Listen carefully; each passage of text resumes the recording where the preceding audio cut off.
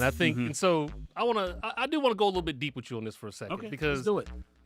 Atlanta's a very, I always say Atlanta's a very entrepreneurial, it's a very hustle focused city. Yeah, it's hustle. Yep. But at the same time, man, hustle can only take you so far. And I think for a lot of times, what people kind of fall into the trap around here is because they don't necessarily have the corporate experience.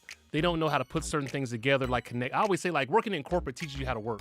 And you get to work on big things. It's not always all on you. Like, you get to do different stuff. But what I want to talk about, though, is the idea of strategy is, I think, something in general that a lot of entrepreneurs and, these hustlers miss. And they might do it, some of it instinctually, but I don't think they really sit down. Because I talk to a lot of folks, right? And like, everybody wants to get into the doing part. They don't want to get into the strategy part. It's the same thing when I talk to people about marketing, right? Like, I tell a lot of y'all confuse marketing with advertising. It's two different things. So let me ask you, as a master strategist, how do you define strategy, and how do you work on putting strategy together? Like, what's your approach to putting strategy together for a brand?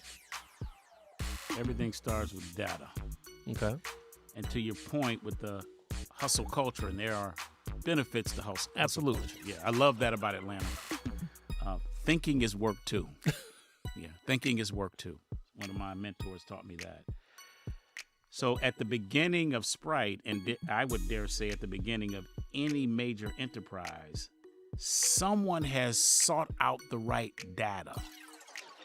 And when you seek out the right data, before that, you have to have the right questions.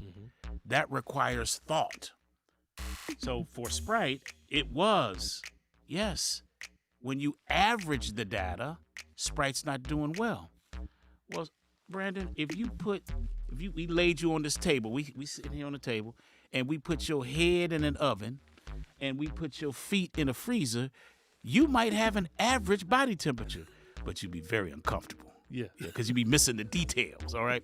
So for us, our questions were, it might be average, but if we take away distribution advantages and we just break it down to one facing of Sprite versus one facing of Coke or one facing of 7-Up, how does it do?